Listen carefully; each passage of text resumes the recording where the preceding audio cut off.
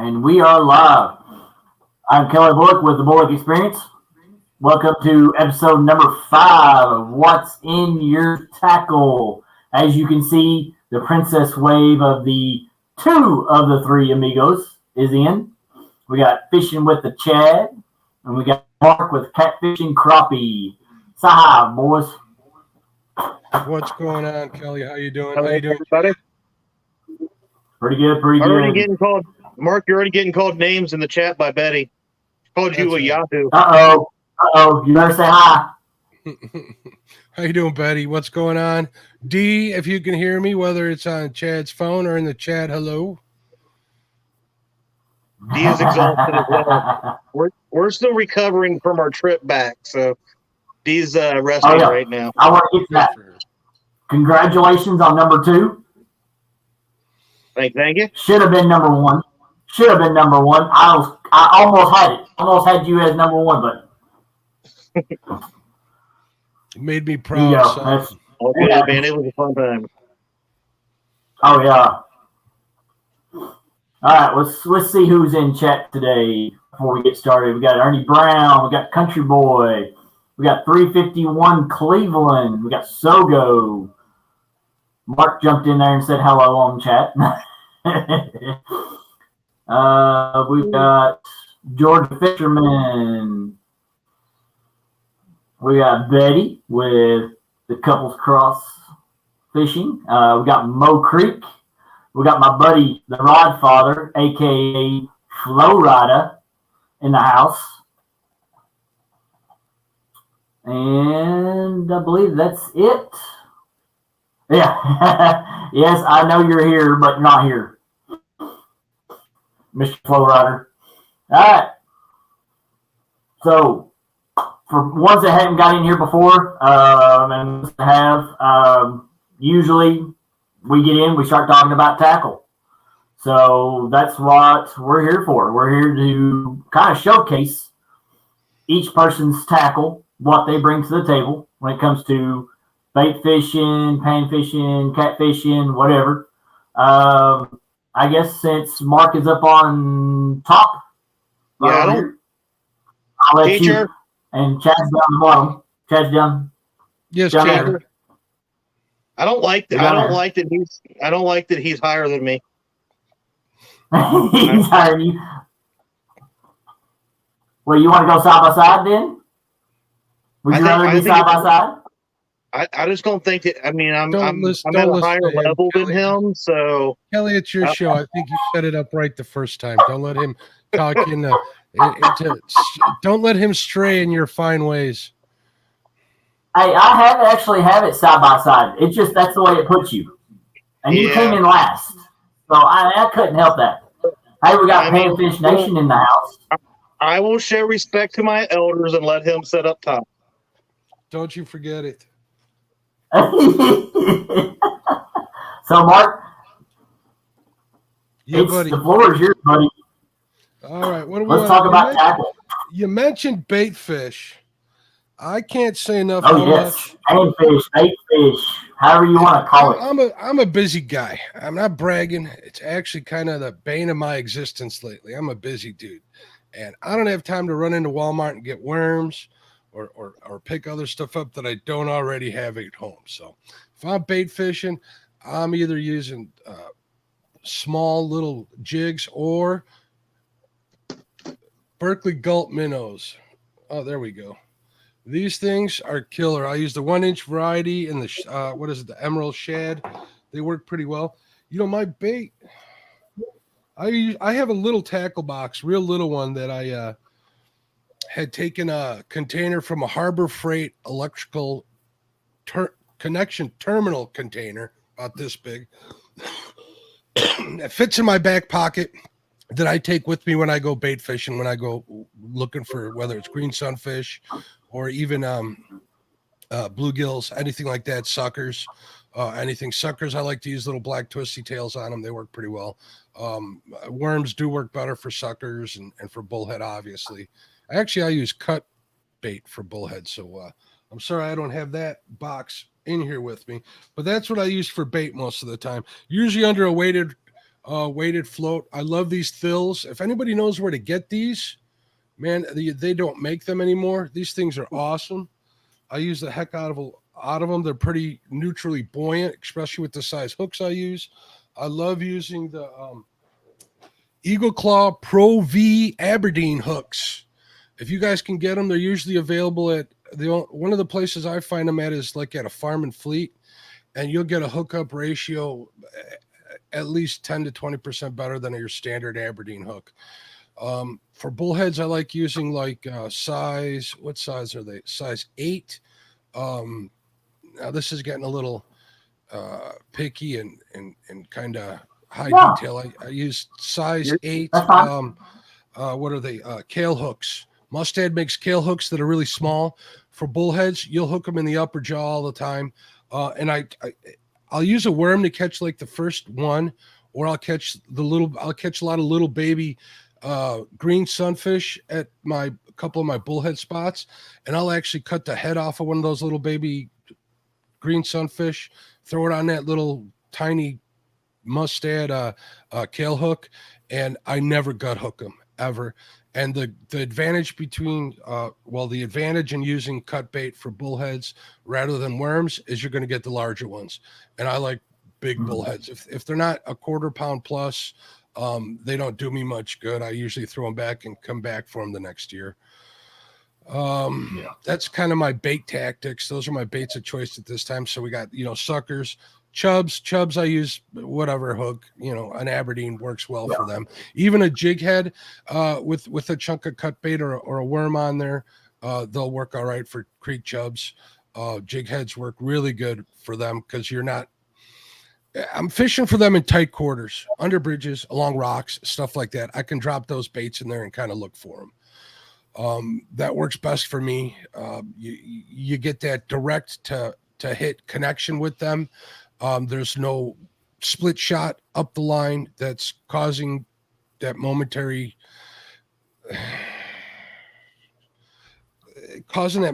lapse in knowing you're getting a bite. And the best thing about using live bait or trying to get fresh bait is not gut hooking them. Speaking of gut hooking stuff, if I do gut hook, let's say a bluegill or a green sunfish or whatever, which happens, to everybody. I'll cut the line, throw it in my bait bucket, and I will throw them into my bait tank when I get home. And I don't know if you guys know this or not, but I'll go to clean my bait tank out and I'm finding the little brass colored or gold colored Aberdeen hooks in the bottom of my bait tank. So they work them out pretty easy. I find them all the time. So that's pretty much what I use tackle for bait. Chad, would you like to start with what you use for bait?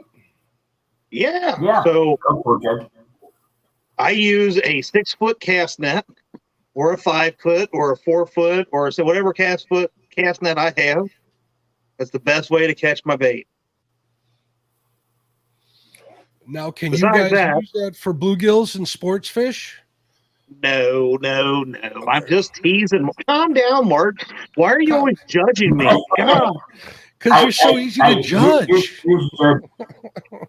No, judging right there.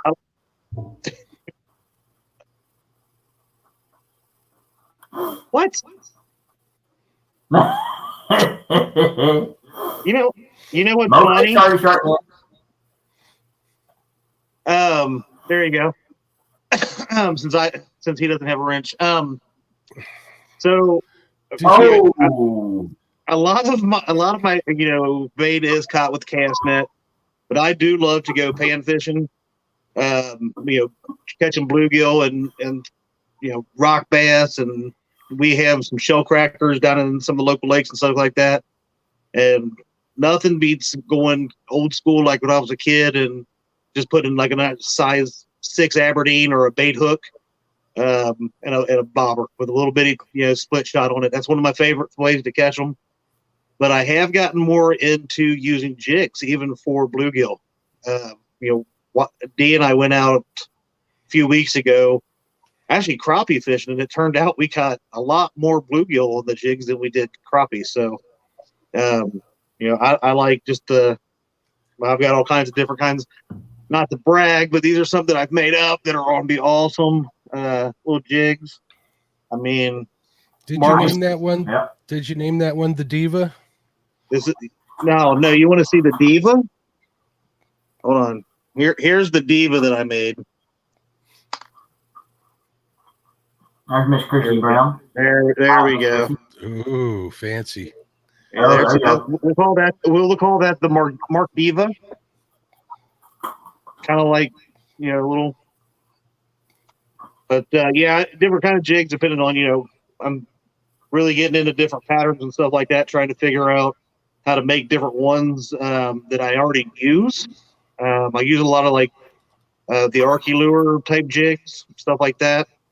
But I'm trying to kind of replicate stuff that I know I've been using and doing well on, and start making those kind of patterns myself. One, it's a lot of fun. It is definitely not cheaper.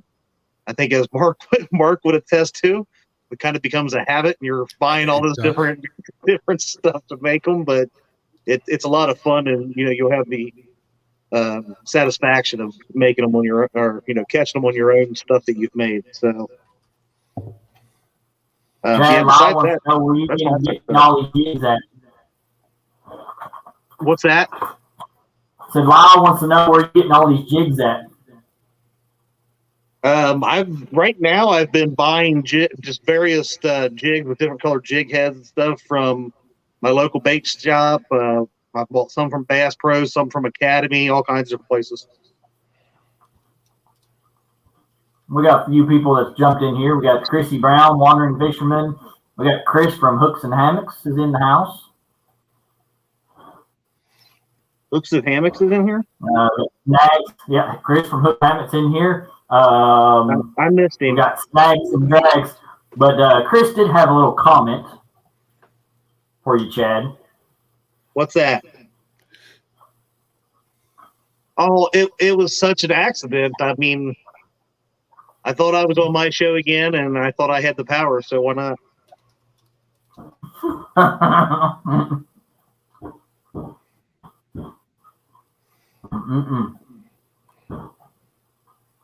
All right. And you got anything else on bait fish? Chad? I mean, that's pretty much my two go-tos on any kind of panfish or bait fish. What's your cast net of choice, Chadwick? Yep. My cast net of choice is Phytech. The Phytex? And how big are you throwing?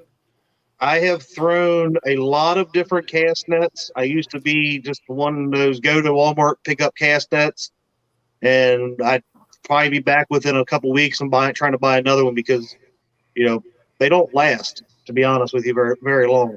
Mm-hmm. I bought my first Phytech cast net at CatCon last year. I bought a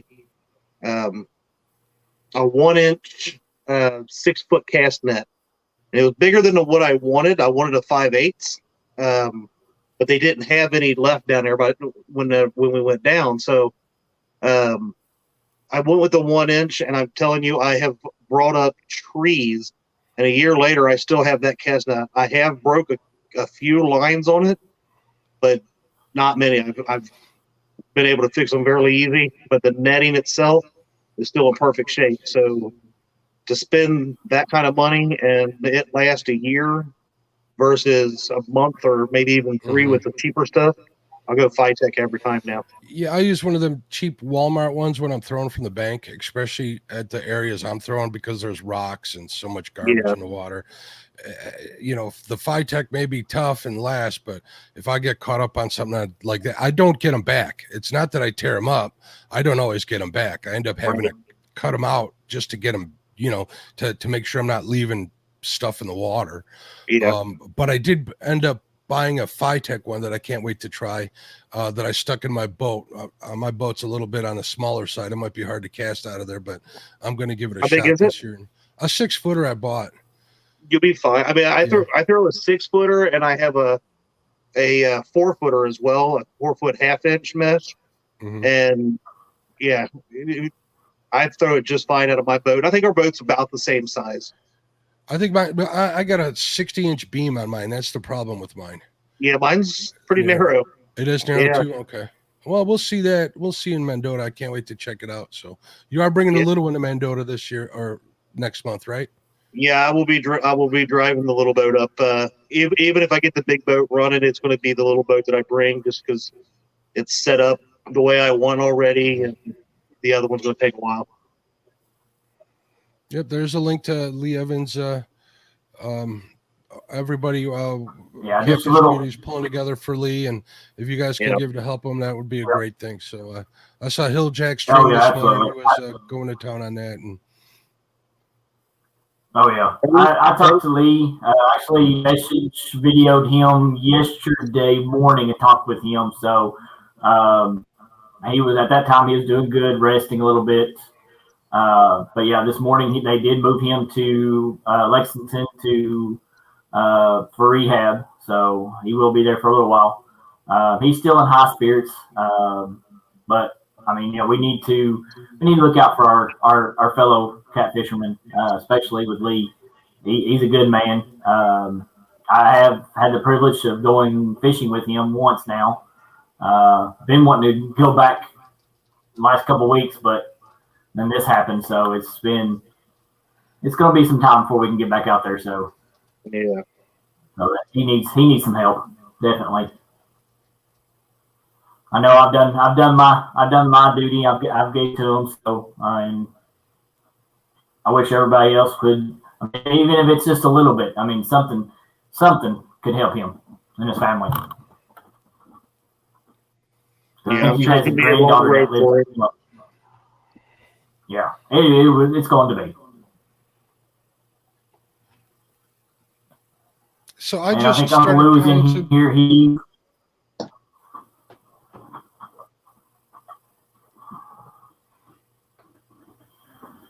Go ahead, Mark. I just started tying some jigs myself after Lyle gave us some online lessons that one Saturday night. I had given about 8 of them away. I have a few left. I have this one I was just tying while everybody was out at Patriot James. I wasn't fortunate enough to be able to make it out there. So what did I do? I stayed home and I tied some jigs up. I did something like this. I hope to get on some crappie.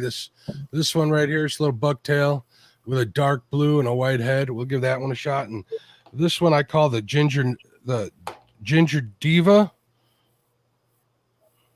Red with the gold head. Fancy.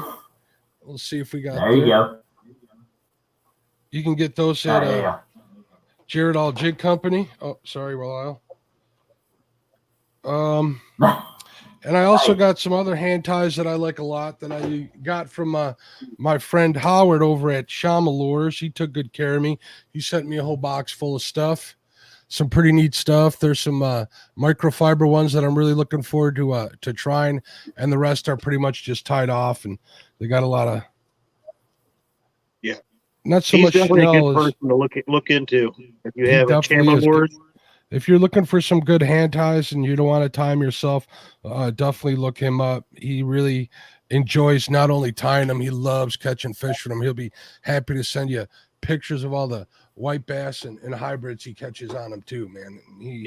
He really kills them. So him and SK,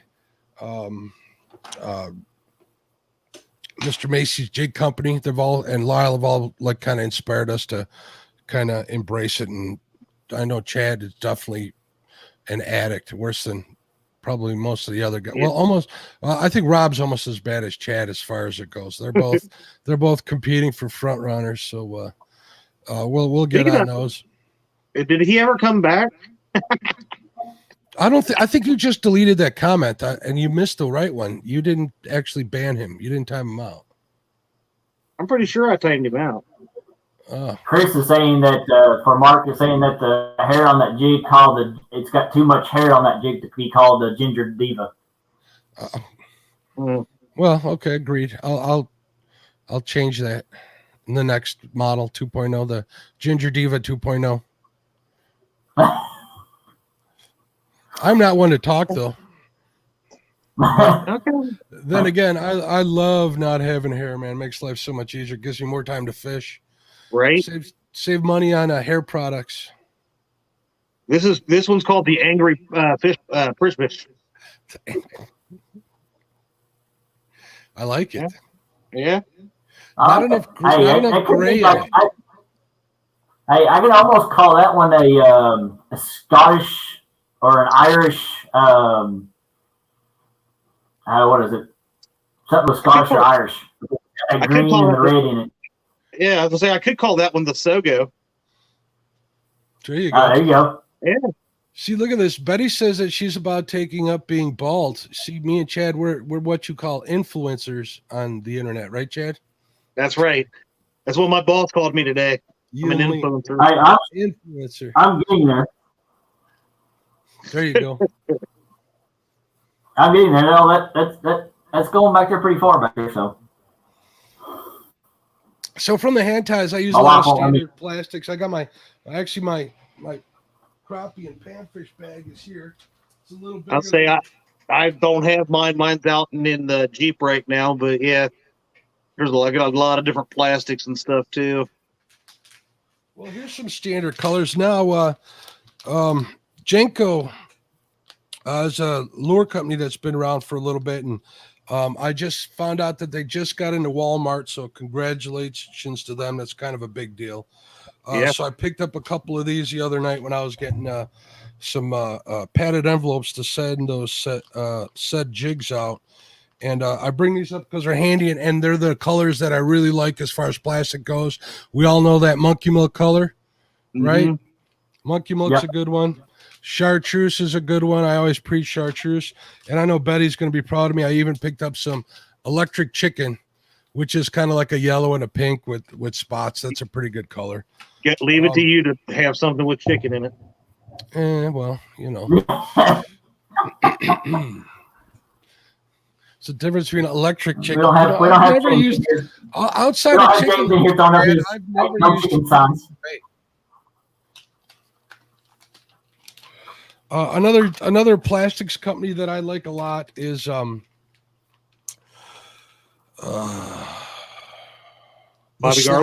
Slider Jig Company. I'll look that up real quick. I forget who makes those, but the slider ones are great.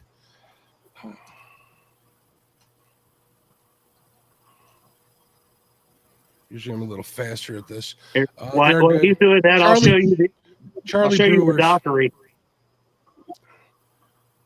Doesn't that look angry? Oh, yeah. Yeah. Oh, yeah.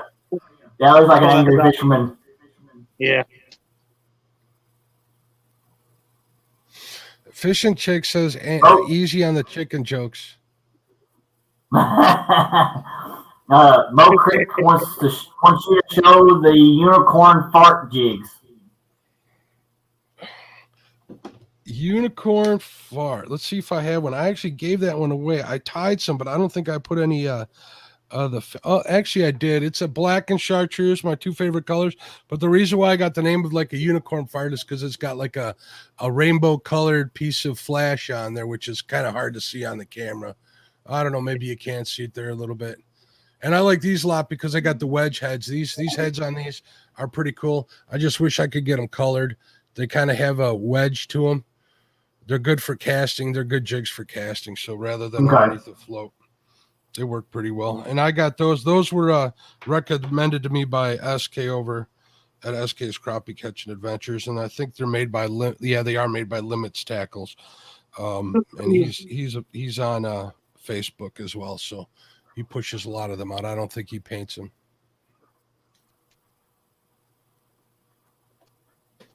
Also, you can't go wrong with crappie magnets, even trout magnets. If you're in some smaller ones with some padfish, you cannot go wrong with those baits.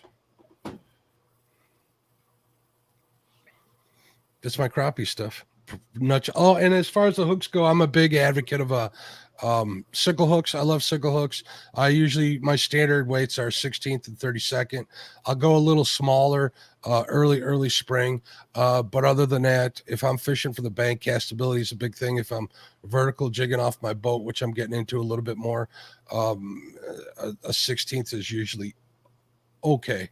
It depends on how slow the bite is and how what rate of descent they want on them. So I usually start on the bigger side and go small from there. We got a couple more people that jumped in here. We got Jason Lamb, and Dee has jumped into the chat now. She's done resting her eyes. Avid's in the house. He's at work but listening. Welcome, Avid. She said maybe. Maybe. We got Mad Catters in the house. And I think that's got everybody. Wandering Fisherman, caught up. We get him. Yeah, Wandering. I got him earlier, just a little bit ago.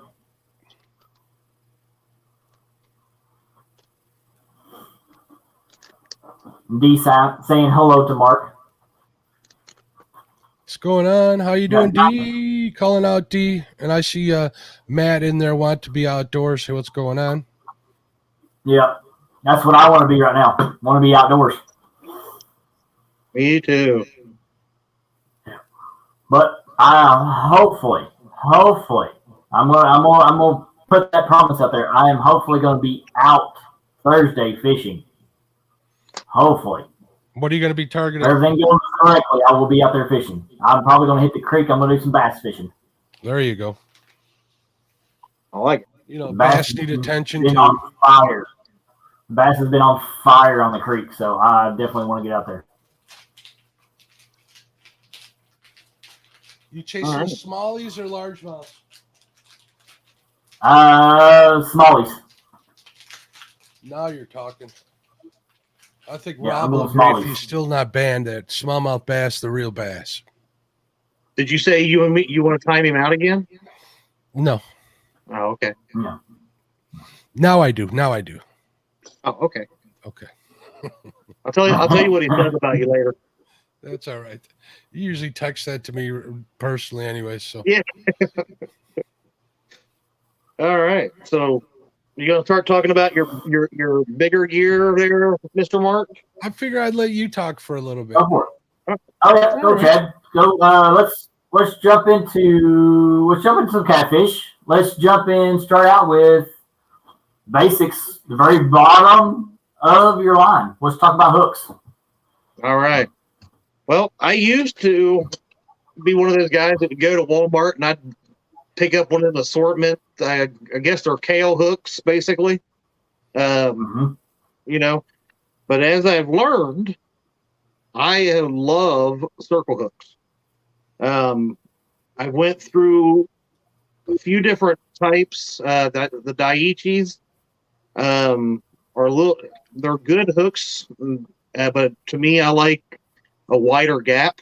So I've started looking at different brands for the gaps and stuff because I usually throw some bigger baits when I'm fishing, and I don't really like to downsize my hooks too much. So most of the time, the ones that I found I've really liked is some of like the Dale's tackle. There's another one, and I have them here. I don't know what they are. They might be the Mad Counters, but one of the things that I have learned, and fishing with people like Muskrat and stuff, when you're buying hooks, there's a lot of different styles out there, but one of the things you want to look at when you have an offset hook is to make sure that there are not teeth marks on the bottom of your hook. They put stress fractures in the hooks, and it may never break, but it adds a chance that hook is going to fail. And I do tournaments, so every fish that I catch has a possibility of putting me somewhere close to or in the money. So I don't want that to happen, right? So I've gotten to where I like to judge that if my thumb will fit through the gap in these hooks, so if you can look at this one, it's got a sharp turn there at the hook, right? So I want at least the tip of that, my thumb would fit through this, right? Or close enough. So hook to me is very important. I know Mark's probably going to start talking about some of the hooks he uses for Flathead. But this is my go-to because most of the time I'm dragging baits if I can. So anchored up like Mark probably does a lot. So before we go on, how do we addressing Gabby's daddy now? He's back to Justin, and Gabby is now Justin. Yeah, Gabby is now Justin's daughter. I got a great picture from Justin of Gabby with a huge old blue cat on her lap wearing a Catfish and Crappie hat. It made me really happy, so I'm going to call him Sir Justin. Sir Justin now. Hey. Go on. So Justin fishing fetish, Sir Justin. All right. In the house. He's about to go back to Gabby's dad. He's in here talking smack that he would have beat me. Get out. All right, Gabby's dad it is. Big Slam is in the house. He had a faulty hook. Blah blah blah. I will say that Justin did give me some tips and stuff. He'd been out there fishing, and he was kind of seeing where the fish had been all week, and he did give me some tips. I may not have listened to him completely, but I did listen to him a little bit.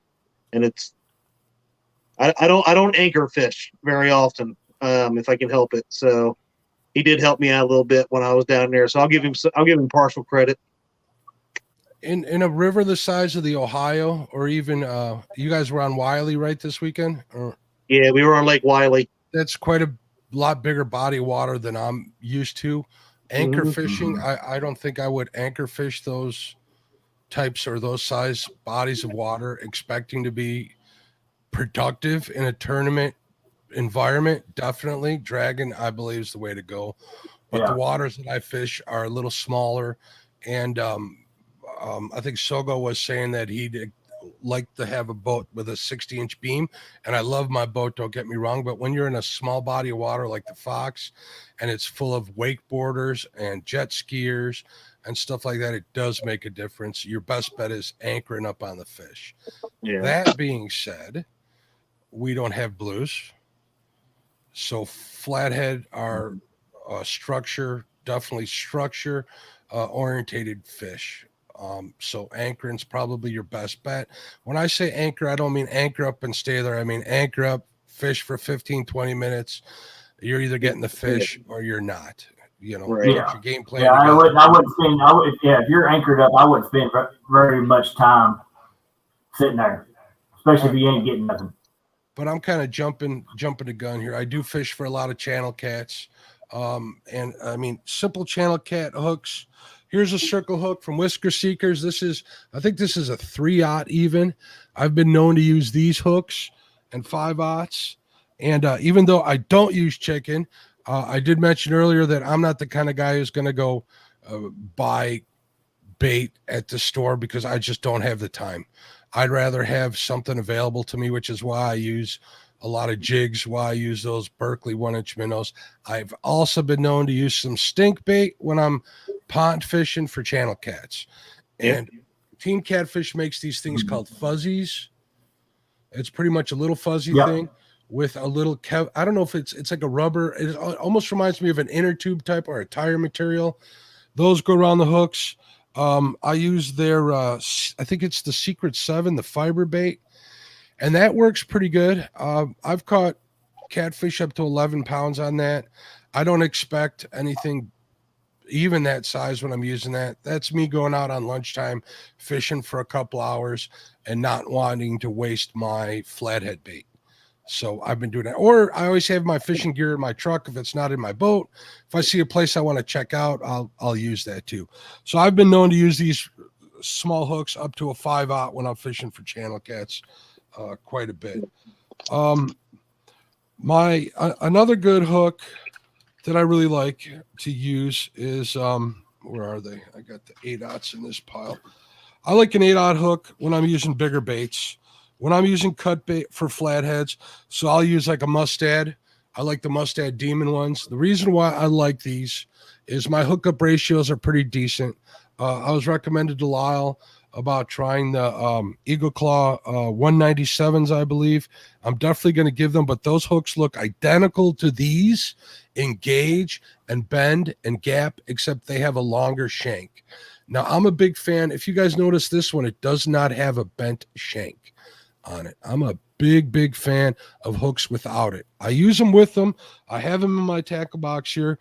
I've bought almost every hook that's out there, from the Mad Catters to the Dahachis to the Team Catfish. And the one thing that I can confidently say is I get a better hookup ratio with a straight shank, at least anchor fishing. Mind you, everything is different. I really pay attention to the nuances in the gear and how and where and when I use it. Flatheads, these work well. I like hooking them in the shoulders because I'm a firm believer, from everything that Lyle and Epic has told me, they take them head first, hook them bullhead up in the shoulders. These big hooks, these thin wire hooks, they'll stay kicking all day. It's not just the hookup ratio that I'm considering how long the bait's going to stay on the hook alive, how much damage you do to them, and hook placement. So a thin wire hook lets you move that hook throughout the body. If you're hooking them in the tail, you obviously don't want a larger gauge hook. I know a lot of guys who hook bullheads and chubs through the tail.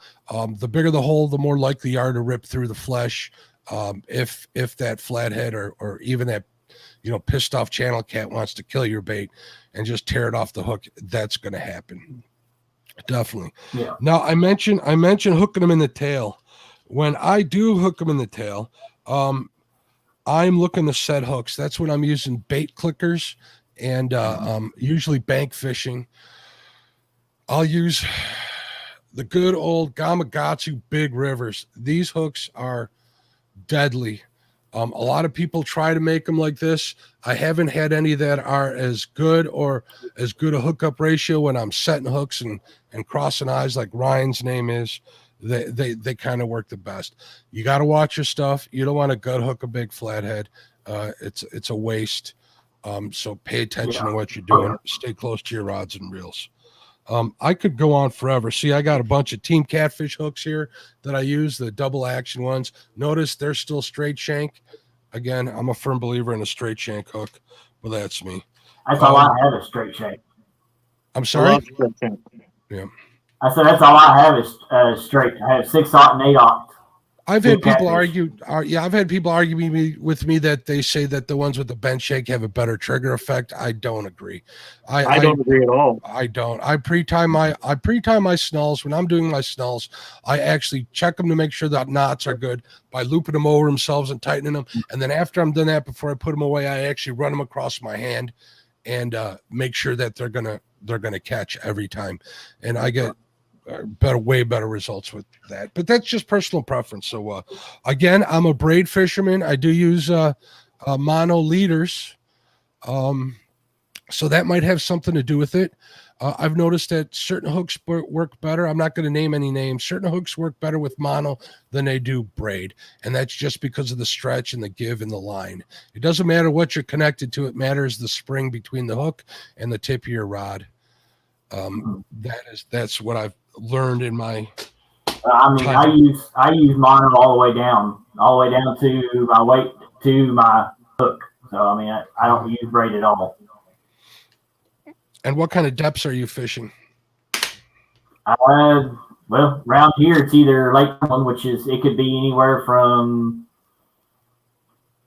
5-10 right off the bank till right in the middle to could be 100.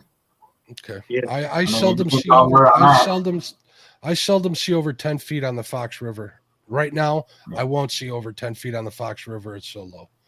So braid works well for me because I need to get those fish out of the structure fast, because once they're in that shallow water, you're not going to get them out. Once they get under my boat, if you're fishing in 100 feet of water, let's say you're fishing in 20 feet of water, a fish gets under your boat. If you think of the geometry of it, the chances of your line touching the underside of your boat is a lot less than if you're in 5 feet of water. So I need to keep the fish out from under my boat. That's another reason why I use braid.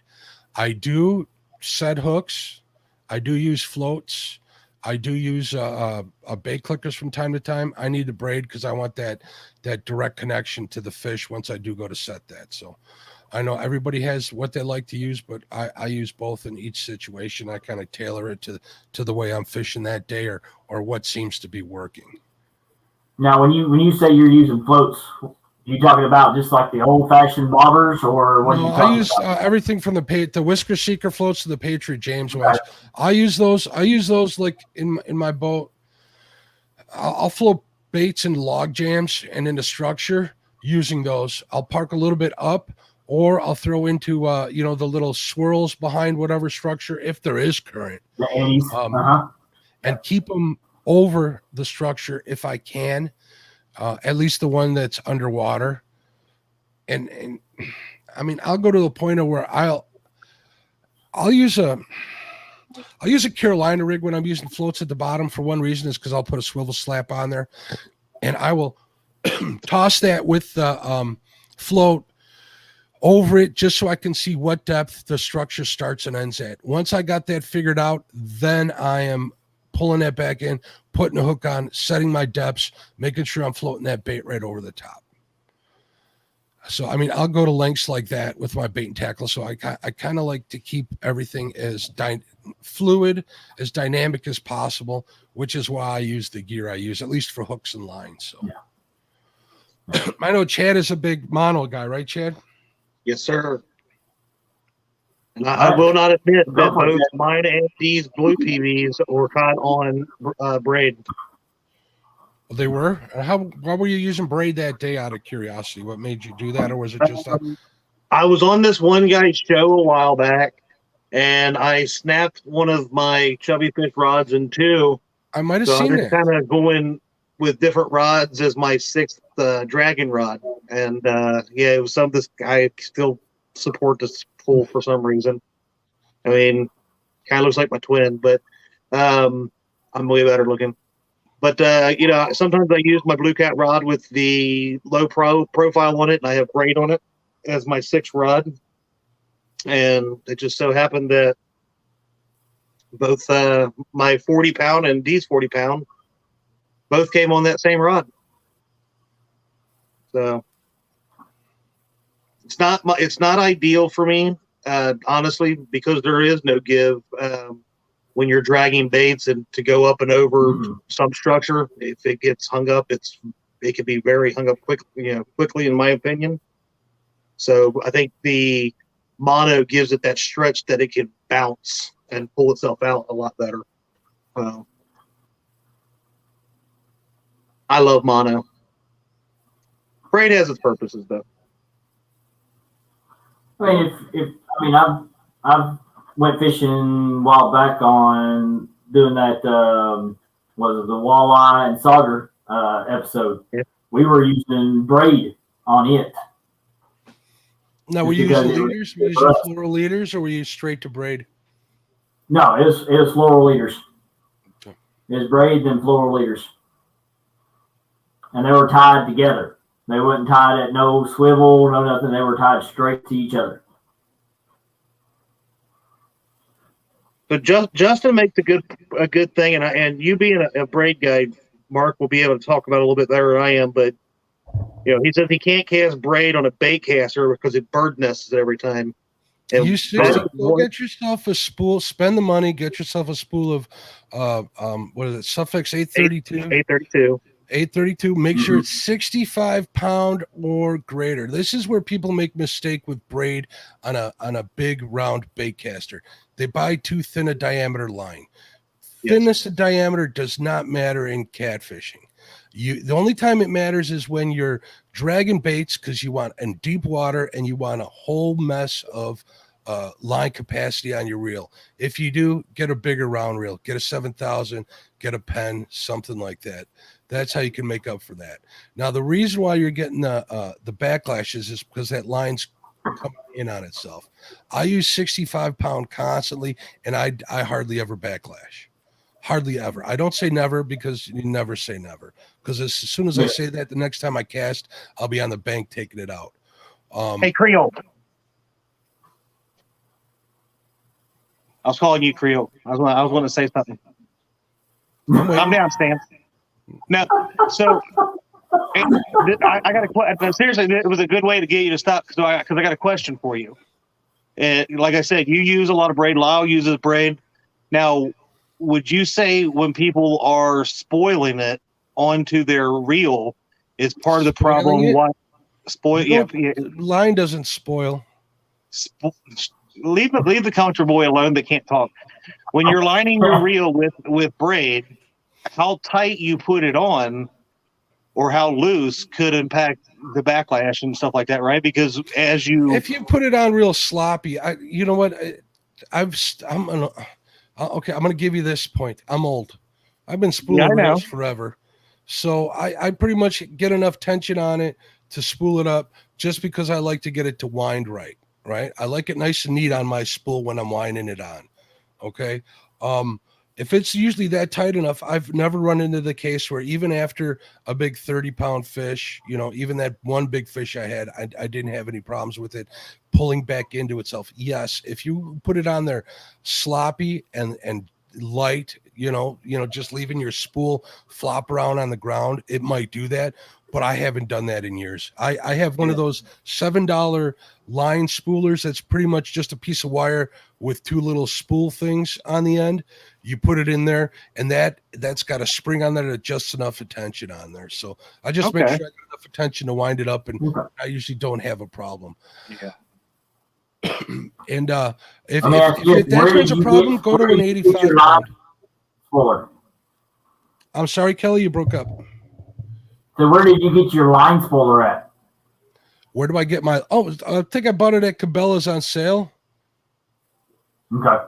It literally looks like a coat hanger that's bent into a U with two little red spool, like bobbins almost, that hold the spool in place, and it's got a little bungee in there that you can use to adjust the tension on their said beast. So.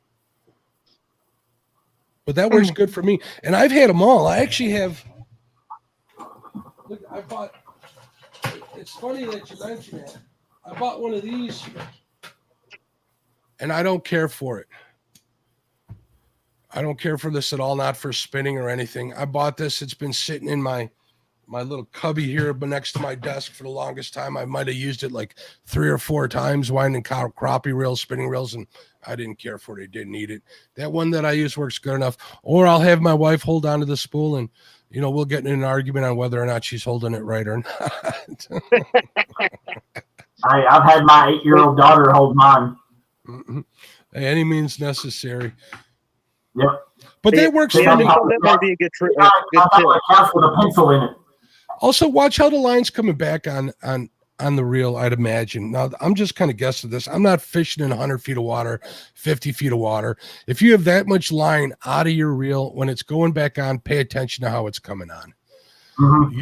If you're lackadaisically having it come back on your reel when you're reeling it back in, I'm not talking with a fish or anything, put a little pressure on it, If it's wind blowing or something, the more attention you pay to how it comes back on the reel when you're not catching fish, the better off you're going to be when you hook into a fish. It's like a sports car, man. Sports cars break. They drive fast. They drive hard. Sports trucks go through like the best, deepest mud up the biggest hills, but they break all the time and they take a lot of maintenance, and you got to pay attention to them. That's how I treat a lot of gear that people complain about that happens to work for me. I don't know how else to explain it. So cool. Thanks, Mark. I think D said something about the Weekend Angler had a video on how to make a line spooler out of a broken rod. There you go. I think he cut a Muddy River catfish in a rod up too, and I remember Chris not liking that when he saw that. Yeah, he gave Chris a heart attack. So, Chad, what are you using for terminal tackle? For terminal tackle, any preference? Most of my stuff that I use for terminal, I get everything from Chubby Fish, from my my swivels, my sinker slides, all that kind of stuff. Even my floats now, I get a lot of my floats and stuff from him as well. So he has two. Seriously, bye. he has different styles. He's got the regular peg floats, with the yellow, orange, green, pink, whatever. He's got all those. Then he's got his version of the Demon Dragon. They're called the Chubby Knockers. Damn cat. Sorry. I was smiling at the name. What's the name of that last one? They're called the Chubby Knockers. I like and that. They're in the living room right now on the poles, but I tell you, out of the ones that I have bought from different places, and obviously I haven't tried them all. These are the loudest that I have seen so far. So, I was very surprised when I got them how loud they were. So, normally I use. Sorry, I got my light here. Versa rattles. I've got them in about every color you can think of here. So, kind of trying them out different colors this year. Normally, I would just go with certain ones. Thank you. All right. Go. So,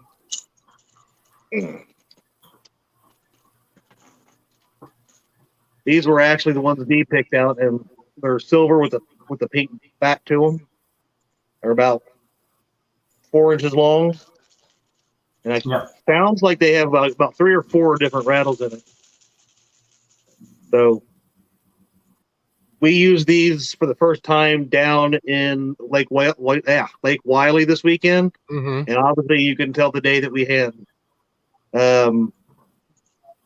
Where was it just because we were on Lake Wiley versus here? Probably. But, we've caught 3 flatheads even dragging baits with these things. So I'm going to say they help. And I do like them a lot. So still waiting on him to open up his website for everybody because he's a good guy and he's local, so I like him. But he does well. He does me good. I think I've talked about him before, just the regular sinker slides. He does sell these. I know you can get these same ones on Amazon everywhere else. I don't know about prices. Man, look at this. Yep. Yes, I've got to get some of those because I know Mike Greenwell was talking about those last week on the show. So I've got to get a hold of some of those for me. I will say 2 more things that I do use as far as, because this just reminded me. There's 2 different style beads that I would suggest. One is like the little jewelry beads. You can actually even go get them at the dollar store. You can get them packs or at a toy store or anything like that. I do not use these around my sinker slide, though. If I do put them above my sinker slide, I usually use these around like my Versa rattles and such like that. If you're going to use the sinker slides or anything like that, the little rubber beads are way better. They protect your knot a lot more. So I would not suggest the plastic, especially with somebody like me.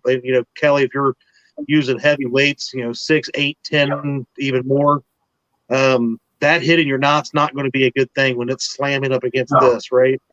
So the rubber bead will give you a lot more cushion. So I have both in my arsenal here that I take with me. I have the same setup on like every rod. And this is one of my favorite things I found from Mr. Muskrat that he told me about. And I've used these since the day that he got is the quick snaps, because I pre-tie all my leaders before I go out fishing and stuff like that. If I need to switch out, I can easily do so pretty quick. So they make different kinds. These guys, yours have the like triangle ends, Mark? On both ends, yeah. Yeah. They also make them rounded. I haven't had an issue with either these, but I have heard that some people like the rounded ones a little bit better. So I have those, but for hooking up my leaders, I use a 200-pound swivel snap, just because I've started using them. They haven't let me down yet, and I have a bunch of them. I do have those other snaps, but I use those for putting additional lines on. A lot of times, if if I'm running a Santee Cooper rig using a 3-way swivel, I might use that to actually attach my top line or two if I need to take it off. I can kind of use that to make a makeshift high-low rig as well, just kind of to keep that whole dynamic. But it works. They haven't failed me yet either. I'm not catching 100-pound fish because they're not in my water, but yeah, you will. They're going to. But the quick snaps are easy because I can go from dragging to suspending if I want to throw on a Kentucky rig very quick. And the thing I love about using these above my leader, right above the leader, above my quick snap, is if I have to stop dragging baits and I want to anchor up, or maybe the current's too bad and I can't, and I have to anchor up, I can go from a drifting sinker to a regular coin sinker or a bank sinker and just switch them out, and I'm ready to go. Right, so it just helps you switch out a lot quicker based off of different circumstances. You can assume every day when you go to a river, you're going to be like, okay, it's going to be it's not been too bad out. Well, you don't know what these dams are running. They might be pushing water from Pennsylvania all the way down through, and it's killing the water down here. So what I think might be happening out there is not what's really happening when I get there. So I need to make the adjustment quick, right? Yeah. Oh yeah. You always need to adjust on the fly, especially water changing. Yeah. I'll we got Thomas Little page in. We got fucking Mike Greenwell. Good, Mark. I'm sorry, Kelly. I didn't hear you. You broke up. I was just saying hi to Thomas Little Page and Bumping Mike Greenwell's in the house. Hey, everybody. And J Dog Tom Fishing. There he is, the man, J Dog himself. I have like 2 times a year where I really need to keep the fishing dynamic. It's usually early spring and late fall, right before they come off, right before they go into that winter feed, because they'll go overnight. They'll go from feeding on the bottom to feeding off the bottom. Again, shallow water. When I say that, it's going from on the bottom to a foot above it. That's when that's one of the few times I use, the floats, the actual Zero Spook type floats, the ones made by Whisker Seekers. I don't have any of the chubby ones, but I meant to order some of them, but I'm just, sometimes you got enough. Yeah.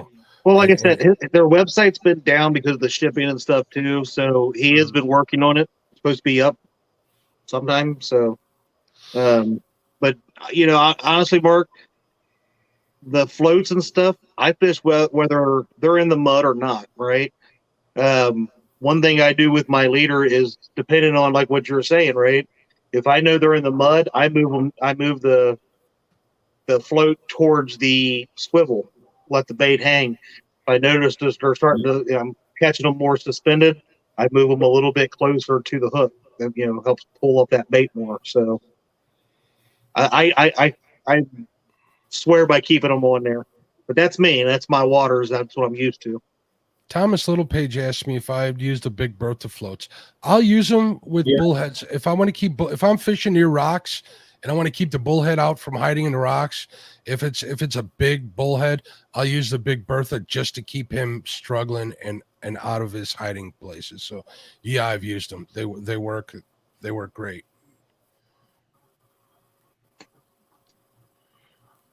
But I don't use them for dragging because I don't do much. Yeah.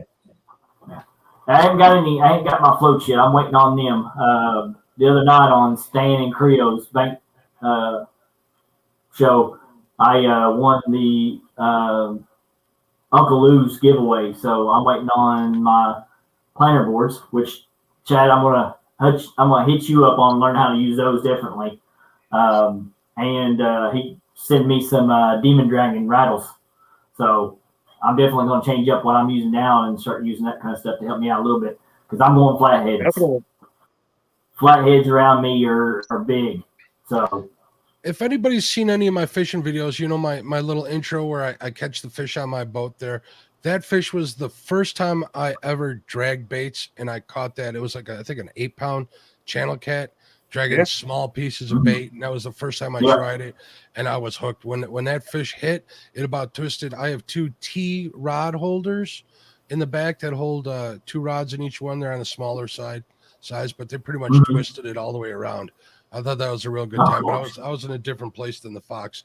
I was dragging baits in like 20 feet of water that day, so it was a pretty productive day. All right, question for both of you all. Justin wants to know, what knots do you all use on your swivels? Polymer.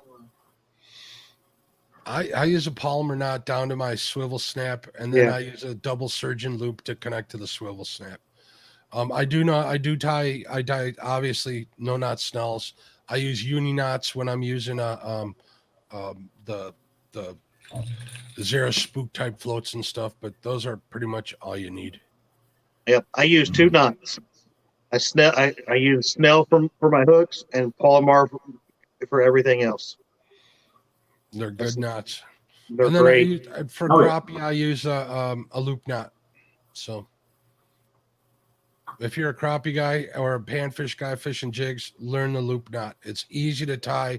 It'll make a world of difference. It presents the bait horizontally a lot better than tying it with anything else. This is more for Mark and Chad. You're going to probably, since you're going to be doing more on boat, but Freddie Beck is new in the chat. I've seen Freddie in a couple of other things. To anchor or not to anchor? Depends. I will say it depends on your circumstance. And what, honestly, it depends on what you're fishing for. I don't go out targeting flathead dragging baits, right? It's going to be 90% blues and channel cats that I'm going to catch that way.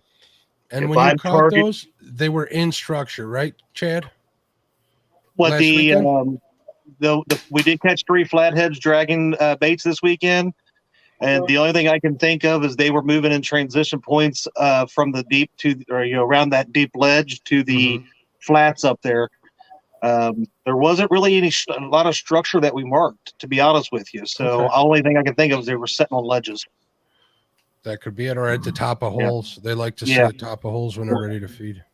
Yeah, you were coming out of that deep into that ledge, so you were catching them right when they hit that top edge, probably. Somewhere, up. I know Epic talked about a lot of that is to throw back and come up to that transition point where you're going from that deep hole up to that flat edge, because they'll be coming up to that point. And he said most of them you'll catch right on that line. Yep. The way I've always thought about it is when they're sitting in the bottom of the hole, they're resting. When they're getting ready to leave, especially in a river situation, they're going to leave into the current for the most part, looking for fish coming into their face, looking for bait coming at them. So what happens? They leave at the top of the hole. That's a good bet. A nice slow hole at the top is where they're going to leave, at least in my best scenario. So, I mean, a river channel travels what is it? A perpendicular to the shore. So that doesn't mean they're not going to leave for a brush pile to and from heading sideways. So you got to take all of that into consideration on where and when, or if you anchor. If I was going to drag baits on the Fox, it would be right on the ledge.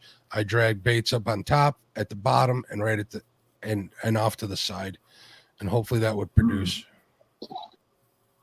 Yeah. Straight to the points coming in.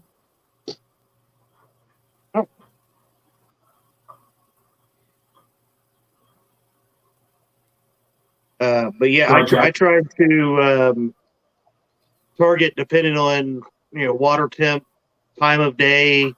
That there's a lot of stuff that I think about whenever I'm doing that. And that's the same thing that we did Saturday. I had planned on fishing the shallows, thinking it was going to be sunny, and then we got out there and it was kind of cold. It was kind of windy and it was very overcasted. So I started up the deep when I started dragging that ledge right at the edge of it. And that hooked up for us. So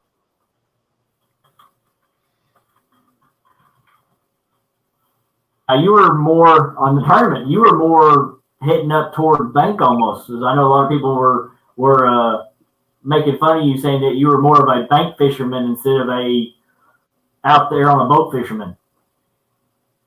I didn't catch the first part of that. I said most people on the tournaments were calling you a bank fisherman. Were they? I mean, see, that's the thing about. Yeah, I mean, that's the thing about a boat, right? You know, if people talk about people from the bank trying to cast as far out as they can, and they talk about people from a boat trying to cast at the bank, right? But that's not, to me, that's not really true. In a boat, you are, you know, you're trying to read what the fish are doing, and just because I might have even been right out in front of them, you know, I know Wandering was out there on the bank, and Big Mike was next to him, and I actually drug right out in front of them, but it was, you know, it went from like 20 to 30 feet right out where I was at. So I was still dragging right alongside that, you know, as I'm watching my mapping and I'm trying to find out where I'm at, because I was trying to replicate the same thing that I was doing in the morning by the time I got up to them, right? And when I went by Art and them, I just really wanted to go by and we'll say that I waved at him. But I told him to read between the lines. Yeah.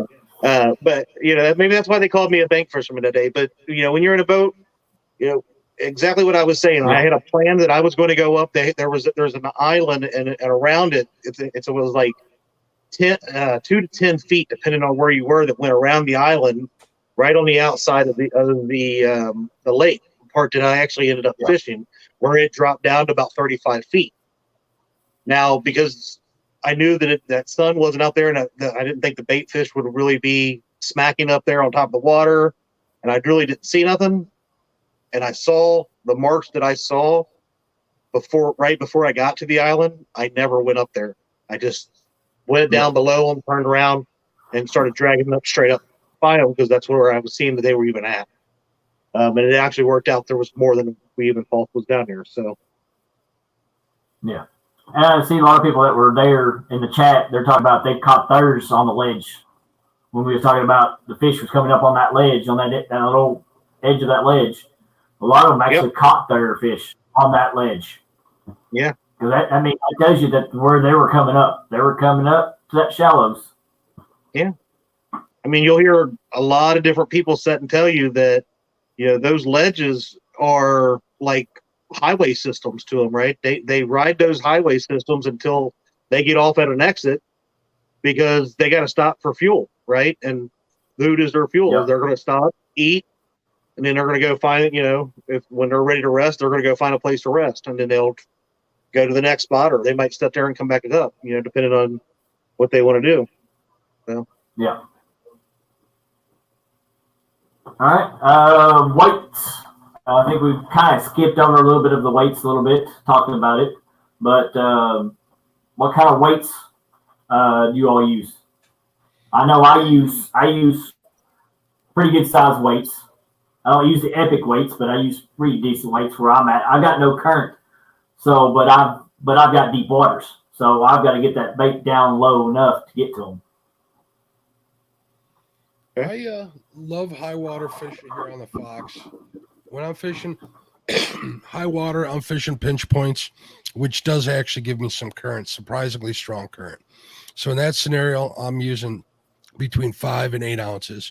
And granted, it'll actually pull that weight, but what that does is it allows it to get caught on a rock, on whatever, you know, little indentation it is in the bottom. And that's what I'm trying to do, because behind that structure is eddy. Thermodynamics say that, you know, it's going to be a good percentage or a high percentage rate for a resting point for a fish, especially a catfish. I use 10-ounce coins when I'm at Powerton. Don't ask me about Powerton. I can't stand that place. Never had any look at it. 3 ounces I'm usually using for coin sinkers for channel catch. I use 1 ounce ball weights when I'm setting up for my floats and knocker rigs, and I'll stack those 2 or 3, however many I need, depending on the size of the float and the weight of the bait I'm using. in a nutshell. Yeah. So for me, if I'm going to anchor or suspend drift or something like that, I'm typically going to be using 8 or 10 ounce sinkers. Except for maybe in the early spring or winter time when the heavy current, I might need to go to 16 to 20 ounce in the Ohio just to keep my line straight down. If I'm just casting out more, I'll keep it at the 8 to 10 ounce range. If I'm vertically, suspending them straight off the boat, I might have to go with a 16 ounces, like 2/8 or something like that, to keep it down on the bottom where I want it to be. Other than that, I've got quite a few different drifting weights. I've tried the drifting sticks. I've got some from Junior Proctor that I really like, and then I just got some from Chubby Fist or Cat Dragger. I think it's Cat Dragger weights. We used them for the first time this weekend. I'm trying out different ones because I kept the drifting sticks for a long time, but now I'm trying to figure out other ones that I might like that work really well. So they did really well. I never got hung up and lost a rig this weekend. So far, I like those. Mark, Thomas is wanting to know what kind of tackle bag that is behind you. It's a cheap. Oh, which one? The yellow one or my camo one? I don't know what he can see. I'm guessing it's yellow because it's the only one I can see. The yellow one's my Berkeley one I use for my crappie and panfish.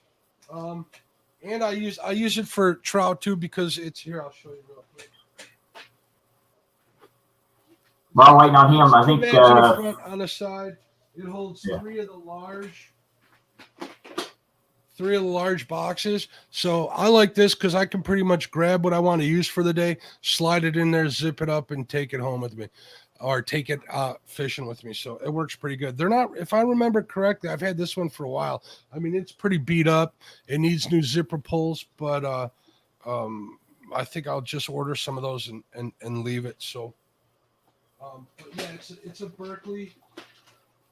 I forget what the model number is. But that comes in 3 different sizes and it fits 3 different type boxes. So depending on what you want to do, you can pick that size to that. So I know we're kind of going back into the crappie fishing and stuff like that, but there's a question out there that said, do you prefer live bait or plastic for crappie? Depends.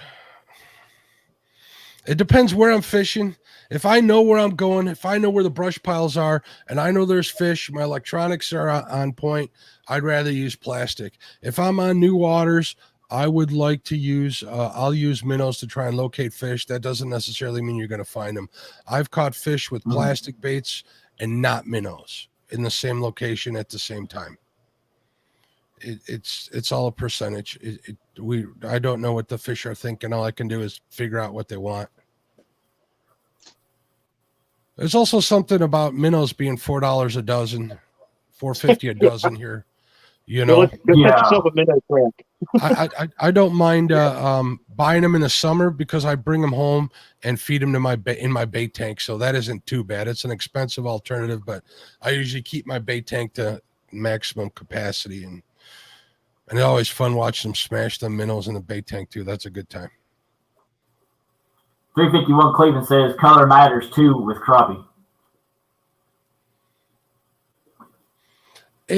There's a big argument right now on the tournament scene on whether color matters as much as silhouette. And there's some people that I really trust a lot on the scene that say color really, really matters. There's some people I know that say it don't, that have won a lot of tournaments. So I don't know. I know if there's a big difference in water clarity, that color seems to make a difference for me, just as much as silhouette and size does. So it's like playing 3D chess. It becomes infinite, your different choices of color, sizes, and techniques. So you just got to pick with what you're confident with. Pick a small, medium, and large way to go about it. As far as plastic goes, as far as minnow goes, it's pretty much, it's either working or it's not which is why I'm a pretty big fan of plastics.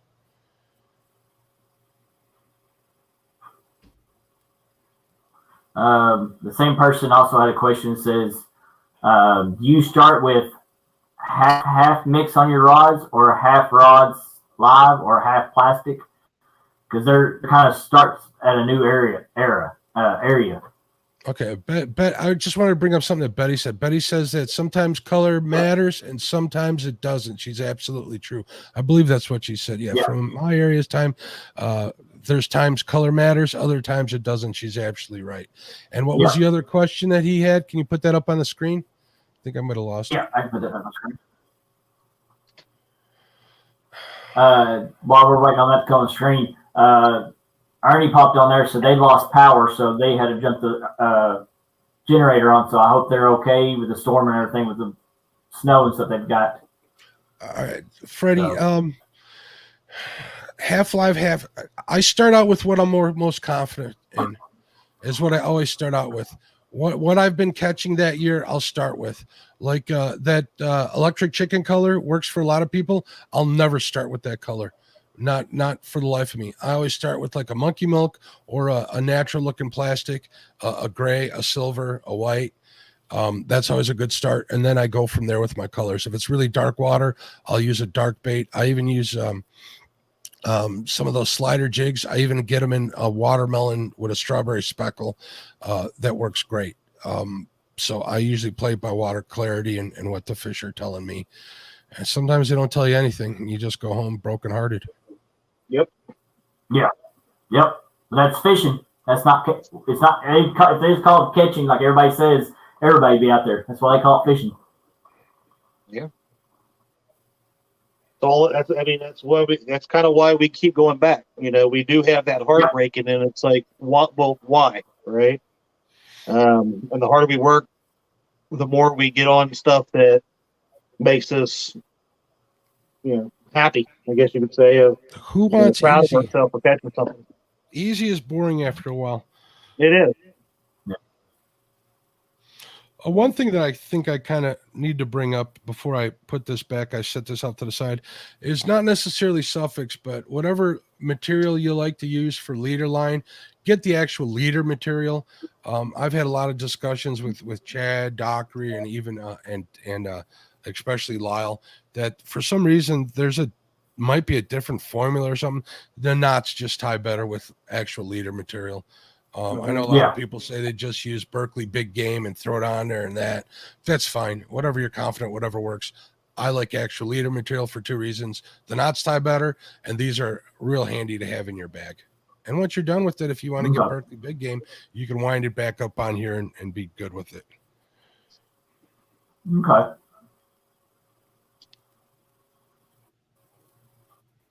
What kind of leader are you using, Chad? All right, what pound test are you using for those big blues? Right now, all I have is 50-pound Eagle Claw, but I was using the 80-pound slime line. I just don't have any of it left. Did you like that slime line? I've been meaning to try some of that. I do. Yeah. When you talk about the knots, the Eagle Claw is a little stiff, so sometimes it doesn't, clamp down as good as others. And especially on your snells, and the slime line seems to snug down a lot better. So that's exactly why I use like a leader line that's meant to be a leader line. I find the same thing. So cool. Yep. But sometimes you gotta take what you can get. Oh yeah, ain't no kidding. If all you have is what's in the Walmart aisle, man, go with it. Get out there and fish, right? That's right. Hey, Hill Jack. Welcome, sir. So we're moving up. We went off from the hooks up to that. We've been talking about line. Now, Mark says he's a mono guy. Chad, you said you're a mono guy too? I'm a mono guy. Mark's a braid guy. Oh, Mark's a braid guy. Okay. For crappie, I use mono. I use high vis. Okay. But other than that, That's what you were talk about that with the crappie with mono. Yeah, I like mono. If I'm long lining or if I'm trolling, I'll use 10-pound braid. Yeah. Okay, so we just talk about that. Let's get up into. So we're just following it from the bottom up. Rods. What rods are we using? Go ahead, Chad. Chad, I'll let you you answer go that first. For the main part, the rods that I have, and sorry, I don't think you're gonna be ever get these anymore, is my chubby fish rods. They're medium heavy, 7.5 foot rods, bait casters, which I run all kinds of different reels on them. But I love Abu Garcia. I have the Slime Cat 7000s. I've got some low profiles. But for the most part, I do have one of the Muddy River Blue Cat rods. I have a couple Ozark rods that I'm starting to use that I've gotten from a bait shop. And now I just got 2 Big Cat Fever rods that I'm going to be using here soon. So I heard about that. You didn't brag about that to me the other day. I know. I will say holding those Big Cat Fevers, they feel pretty daggone sweet. So I don't know. They may take over, especially since like I said, chubby fish is not going to go with rods anymore like he did before. So the market's so flooded with them. I too, my favorite rods for flathead fishing are ones you're not going to be able to get anymore. They're the rail splitters by the Mud Bums USA. I got a pair of them for a good deal at the Catfish Conference when I was. That's a long story. We won't get into that, but I got a really good deal on them. And if anybody out there has them, I'm willing to buy them. If you got a pair sitting in your garage or something, they're you know what? They don't have their weight ratings on them because I got them early on in their production. I'm gonna call them like a heavy medium, meaning they're a little heavier than a medium rod, and they got a super fast tip. And I adore those rods. They're thin, they're light, they're 8-footers. Yeah. They're loaded with stainless steel. They're couple of the few rod companies at the beginning that started putting aluminum rod seats on there, which you don't need. Anybody who says you need them, you really don't, but it's a confidence builder, at least early on in my chasing big flathead or big catfish career. Those I use when I'm fishing for flatheads. Other than that, I like my Whisker Seeker rods. I like my tangling with cats. I got a couple 10-foot whips that I don't use as much as I like. I had mentioned Powerton. That's what those are for. I do have a Slime Cat. It's a heavy. I should have bought a medium, but that heavy will come in handy when I come out, visit Chad, and we go do some drifting. I'm really looking forward to getting that figured out one of these days, but I think that's one of the only times I would use a rod that's heavy. It's a cool rod. I like it, like the colors, like the way it looks. I do like EVA foam almost as much as I like an X-Flock, which Chad just did a video on how to put X-Flock on your rods. Check that out. I'm a big fan of that. Some people don't like it. They say it's slippery. I don't have that big a problem with it. So I would say we used them for the first time this weekend, Mark, and I had no grip problems at all. Yeah. I rather enjoy them. They didn't do as well as they did in the business, so they kind of closed shop. They're still around. I still talk to them once in a while on Facebook and stuff. So they're all a bunch of good guys, very talented guys at what they're doing. Yeah, there was definitely a lot of slime in the boat that Saturday on them, and they never slipped out of the hand once.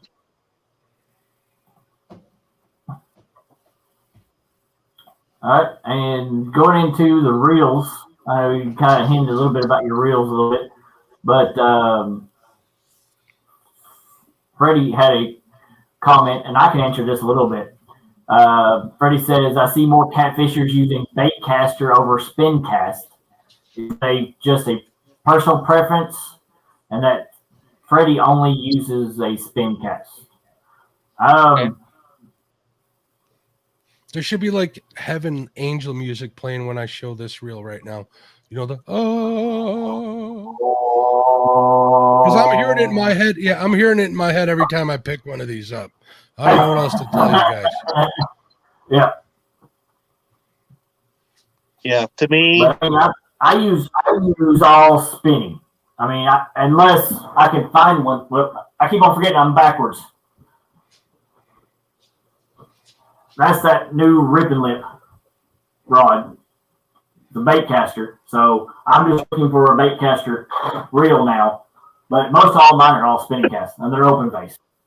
yeah, to me, I mean, the only open bails that I use are more for crappie and bass type fishing. We do have some bait caster bass type reels as well. But when it comes to catfishing, for what I do, it's a lot. I don't know. It's a lot more conducive to be able to, if I'm suspending a bait off the side, until you've actually opened an open bail and tried to drop it with one with a 10-ounce weight and probably 5 ounces of bait on it, and it's very hard to feel what you're doing. You're paying too much attention to the spool than you are to where it's actually at on the bottom, right? And then I don't know, as far as casting, I cast them a lot better. Once you actually practice and get used to them, I can cast them better. You don't really have to cast a lot with some of the styles that I do. When it comes to dragging baits and stuff like that. But to me, they're just better. I don't know. What do you think, Mark? All right, here's a couple upsides to using a bait caster for catfishing.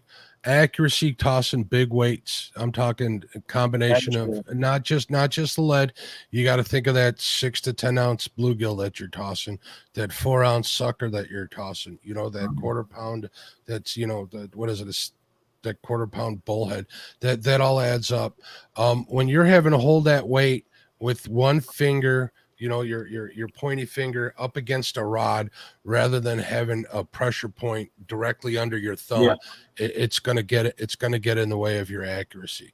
Now, that being said, if I was a bank fisherman in big bodies of water and I wanted to throw like surf casting distances, I would probably use a spinning reel. Not that they cast farther because all the competition guys use bait casters, but because we're not super tuning those reels. We don't have that kind of money.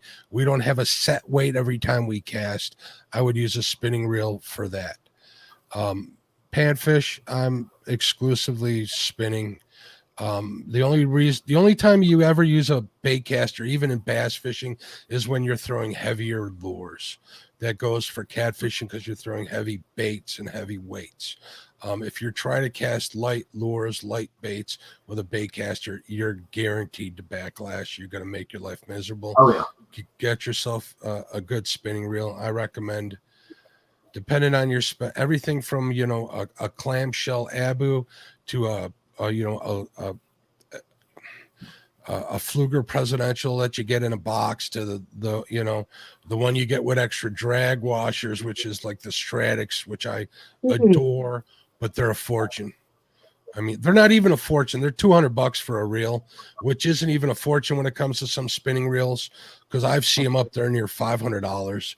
I know a couple of pro staffers and sponsor people that get those reels, and they're nice, but they're not much nicer than a Stratic. I'll tell you that right now. They're not much nice. When looking at a good spinning reel for panfish, remember you're tossing light baits, light line, and if you're casting, turn that handle when you got it in your hands when you're going to buy it. If there's a little clunk, if there's something that doesn't seem smooth, it's going to wear after 6 hours of fishing. You're going to get tired of listening to it. You're going to get tired of the feeling in your hands. That's the biggest reason why I would say, if you're going to go hardcore and you want that sports car feel, go with something that's a little better. And I would start with like those Presidentials from Flugers. They're pretty good reels for about $80 if you're willing to spend that kind of money. So start small, go big. If you're just getting into it, get the cheaper reel. Yep. Yeah, we'll get into that a little bit more in detail because I want to. A lot of people are. That's one thing I want to do with this channel and talking about tackle is I want to get into the people that are just getting started or just looking to see what they need to buy. I don't want them to rush into these $200-$300 reels, $200-$300 rods. I'm not running into that stuff. I mean, get you what your budget friendly is, and that's where to start. Betty had a question about paddle handles or power handles. Okay, power handles or the paddle? Which one do you Power prefer? handles all the way. You know what? I use power handles. I like power handles. It's a personal preference, but I actually took an Abu power handle and held it up against the standard paddle handle that comes with my other 6500s. There's no length in a difference. The whole idea behind a power handle is to give you more leverage. The only advantage I can tell behind this and a standard power handle is that second paddle isn't getting in your way when you're reeling. Yes. So keep that in mind when you're deciding why you need a power handle or not. Yeah. But I also like the way the power, what you're saying with the leverage, but the actual knob part of it versus the tiny little paddles on those paddle handles. I get a better grip and I'm able to crank on it better than I can the other ones. Yeah, you're preaching to the choir. I got a power handle on another reel that's going to remain nameless that cost me $60 just for the handle. So that's awesome. It's got sealed bearings in there and both. Well, that's a long story, but it's nice. All right, Mr. Kelly, anything else, buddy? Well, Mark, for people that are just starting out, if they're wanting to buy stuff for, let's just start with panfish, baitfish. If they're just wanting to get started, what do you suggest them go after for tackle? For panfish, anything off the Walmart shelf that's a light, even an ultralighted work. You can find that stuff there. Any clamshell reel that you can get on the shelf there that's a spinning reel, it'll work. I recommend between a 1,000 and a 2,000 size. I would say the same thing with any kind of fishing that you do. Don't go to Bass Pro and Cabela's and buy you a $200 outfit with the high tech stuff. Like you're saying, go to Walmart, or even if you do go to Bass Pro, they sell some nice ones for $20-$30. Yep. And of any species that you want to fish with. I just bought me a Lose combo 6-foot for $25. There you go. And honestly, that's all you need to get yourself started. You could go into Walmart for $50, go fishing. Then that's, your rod and reel, line. Obviously most of the time they come with line on them, hooks, some bobbers, and grab you some night crawlers and stuff and go fishing. Yeah. Get out there and enjoy it. Okay. And then the more you get into it, the more you start building up. It's like a video game, You start with level 1, and before you know, you're a level 100, and you got way more gear than you need and ever use, right? Oh yeah. Then you end up like me, addicted. That could be worse things. Yeah, I have a stack of rods and reels that are your average like Shakespeare combo I picked up, whether it was at Bass Pro or on sale at other big box stores, and they work fine. And I still use them when I take the kids out bait fishing with me or pan fishing, and they never have a problem with it. Not that you need to be a kid to use them, but they work, I guess is my point. They work fine. Catfishing, somebody had asked how much to get into catfishing. He said $200 to $300. Man, you could get into catfishing for $50. Easy. Yeah. Oh yeah. Easy to be a happy person. And this is one, and right here is one of the rods you can do that with. I don't know if you can see it or not. These are Walmart. Big Game Berkeley. It's an 8-foot rod. It's like what, $40? $40 at Walmart. That's your catfish rod right there. And when get a reel for $30, $40. You ain't gonna have much into it. Yep. And when I went into the tactics I use and the gear I use to execute those tactics, you can do that with anything. It doesn't have to be what it uses. You have to remember, I'm well beyond lost as far as it goes down that gear rabbit hole. Yeah. I mean, you've been doing this for a while. I mean, you've been able to work your way up to it. But I'm an for enthusiast. ones that are just starting out, don't go out there and buy the most expensive stuff.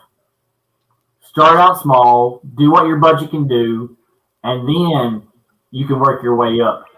But you got to get on that fish to work your way up. Because if you ain't, catching here's another anything, thing to think don't about. spend the money. One last thing to think about with that, right? Especially if you're just getting into it, you need to learn. Think about anything you've ever learned in your life. You fall, when you're learning to walk and this and that, right?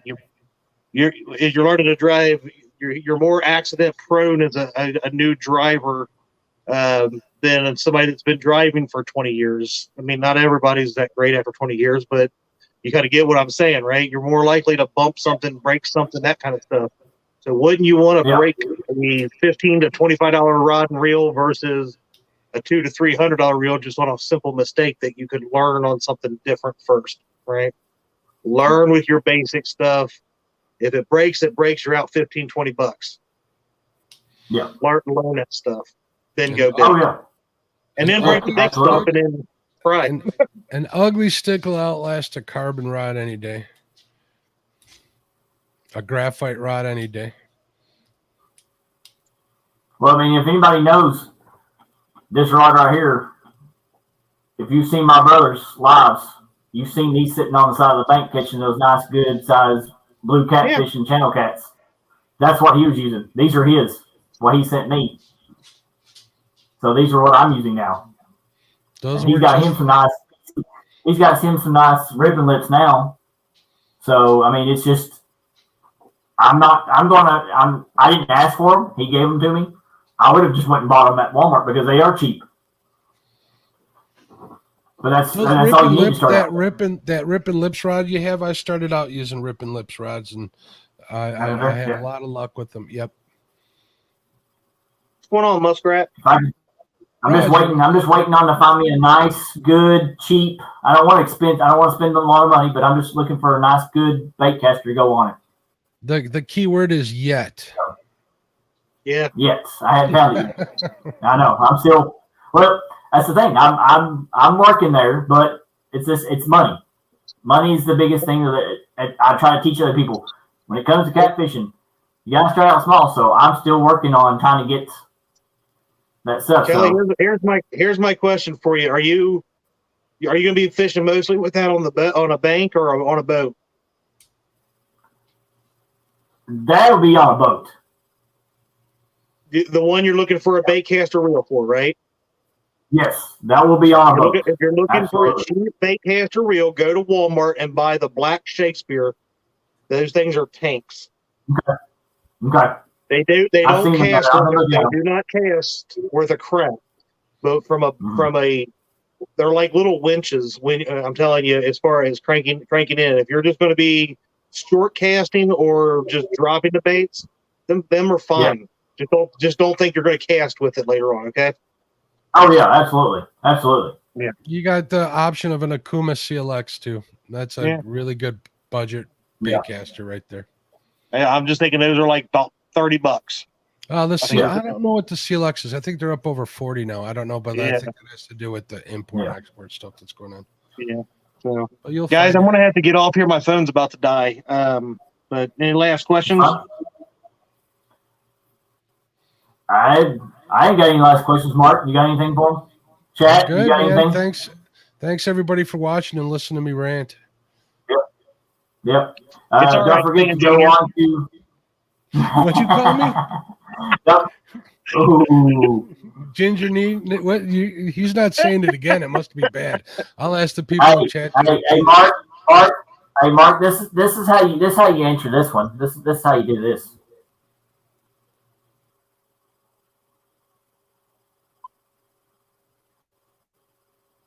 Oh, wrong one.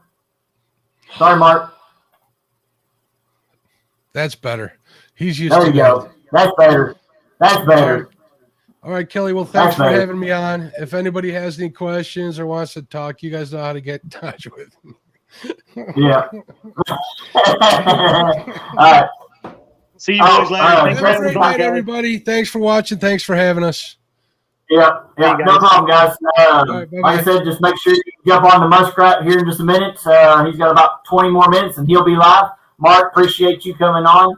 Chad, appreciate you coming on. This is the Bullock Experience. What's in your tackle?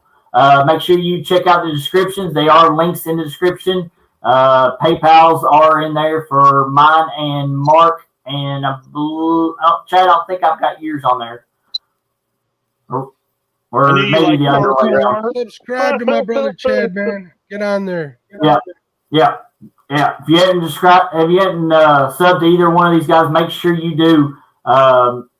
The Chad will be coming out with new videos here shortly, hopefully, with his new boat. So that'll be good. I've got some work to do. Yeah, with that 73 gallon tank.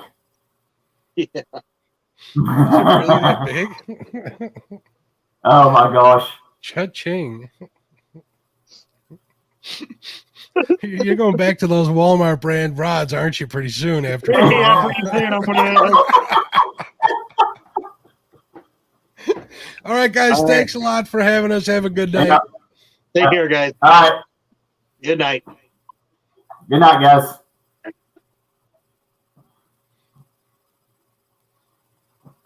All right, and this will be the end. We'll see you all later. See you all on Muskrats. Peace.